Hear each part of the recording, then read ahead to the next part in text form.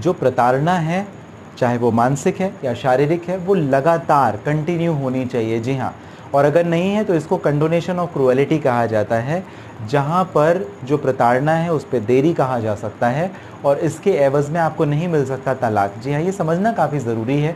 दो महत्वपूर्ण जजमेंट भी मैं आपको बताऊंगा जहाँ पर कंडोनेशन ऑफ क्रुएलिटी की बात की गई। सबसे पहले ज़रा इसका थोड़ा सा मैं आपको ब्रीफ दे दूँ, इसका आखिर मतलब क्या होता है। उसके पहले आपने शुरुआत की अशोक पांडे के साथ, सब्सक्राइब कर लें अगर आप नए हैं। चलिए अपने मुद्दे पर बात करते हैं और कंडोनेशन ऑफ क्रुएलिटी को ज़रा समझने की कोशिश करते हैं। जैसे मैं अपने पत्नी के साथ में रह रहा हूँ फॉर एग्ज़ाम्पल, और मैं अपनी पत्नी के साथ काफ़ी ज़्यादा बहसबाजी करता हूँ और मैंने एक बार लड़ाई झगड़ा भी कर लिया। फिर सब कुछ ठीक चल रहा था, 6 महीने के बाद वापस से लड़ाई झगड़ा हो जाता है और फिर 1 साल तक सब कुछ नॉर्मल चलता है और फिर 1 साल के बाद फिर से हमारे बीच में लड़ाई झगड़ा होता है, जहाँ पर मैं अपनी पत्नी को परेशान करता हूँ। तो अब क्या पत्नी ये जो कंटिन्यू 1-2 साल का सीक्वेंस है, इसे आधार बनाकर मुझसे तलाक ले सकती है? बेशक नहीं ले सकती, क्योंकि यही है कंडोनेशन ऑफ क्रुएलिटी। क्यों? पहले हुआ, फिर रुका, बहुत टाइम तक कुछ नहीं हुआ, नॉर्मल चलता रहा, सब ठीक था, उसके बाद फिर एक दिन अचानक से कुछ तमाशा हो गया और फिर उसके बाद में नॉर्मल हो गया। तो अब जो क्रुएलिटी का नेचर है वो कंटिन्यू नेचर में नहीं है। अब दूसरा एक एग्जांपल मैं आपको बताता हूँ।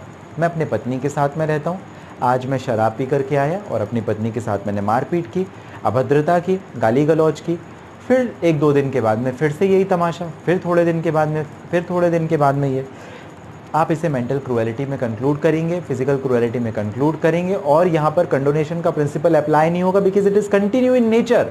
लगातार होते जा रहा है, कंटिन्यू होते जा रहा है। लेकिन आज किया, 1 साल बाद हुआ, 1 साल के बाद 6 महीने के बाद हुआ, तो यहाँ पर कंडोनेशन ऑफ क्रुएलिटी की बात आ जाती है। और यहाँ पर अगर इसे तलाक का आधार आप बनाने की कोशिश करेंगे तो इस एवज़ में आपको तलाक नहीं मिलेगा, क्योंकि कंटिन्यू इन नेचर होना चाहिए। मान लीजिए एक महत्वपूर्ण जजमेंट अगर आपको मैं बताना चाहूँ, जैसे सुशील कुमारी वर्सेस विजय कुमार के judgment 2005 volume 1 HSCR page number 647 में सुशील कुमारी वर्सेस विजय कुमार के जजमेंट में क्या हुआ था? पति और पत्नी के बीच में जुडिशियल सेपरेशन हो गया। जुडिशियल सेपरेशन मतलब दोनों अलग अलग रहना शुरू कर देते हैं।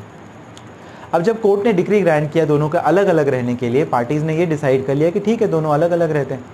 अब दोनों के बीच में कंप्रोमाइज़ हो गया, सेटलमेंट हो गया। दोनों को थोड़े समय के बाद लगा होगा कि भाई ठीक है चलो अब वापस से शुरू करते हैं साथ में रहना वापस से शुरू कर देते हैं। और जितने भी एलिगेशन एप्लीकेशन यहाँ वहाँ के जितने भी केसेस किए थे, सारे केसेस एक दूसरे के खिलाफ विदड्रॉ कर लेते हैं, वापस ले लेते हैं।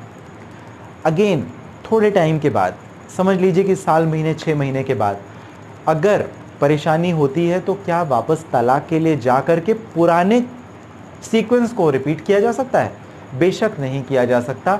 यही इस केस में बताया गया था। अगर ये नया है और कंटिन्यू इन नेचर का है तो आप उसे आधार बना सकते, बट जो पहले हो चुका, जिसे ऑलरेडी आपने विदड्रॉ कर लिया साथ में रहना, तो इस सीक्वेंस को कंटिन्यू नेचर में आप कोर्ट के सामने फिर से नहीं कह सकते कि हमें इस बेस पर तलाक चाहिए। मतलब जो भी क्रुएलिटी है वो कंटिन्यू इन नेचर होनी चाहिए, चाहे वो मेंटल क्रुएलिटी है या फिजिकल क्रुएलिटी है। तो ये बात आपको समझनी पड़ेगी।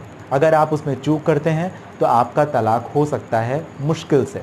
तो इस वजह से इस बात को बहुत गंभीरता से आप लें कि कोर्ट के सामने जो आप सीक्वेंस साबित करने वाले हैं, it is to be continue in nature. जो आपके एविडेंस हैं वो शो करें कि जो मारपीट है या आपके साथ गाली गलौच है या अभद्रता या मेंटल क्रुएलिटी या फिजिकल क्रुएलिटी है, वो कंटिन्यू इन नेचर है, लगातार घटते रहने वाली घटना के तौर पर हुआ है। और यही एक दूसरे महेश शर्मा वर्सेस रेनू के case high court Himachal Pradesh 2012 में भी निष्पादित कोर्ट के द्वारा किया गया, हेल्ड किया गया। आपको जानकारी कैसी लगी ज़रूर मुझे बताइएगा।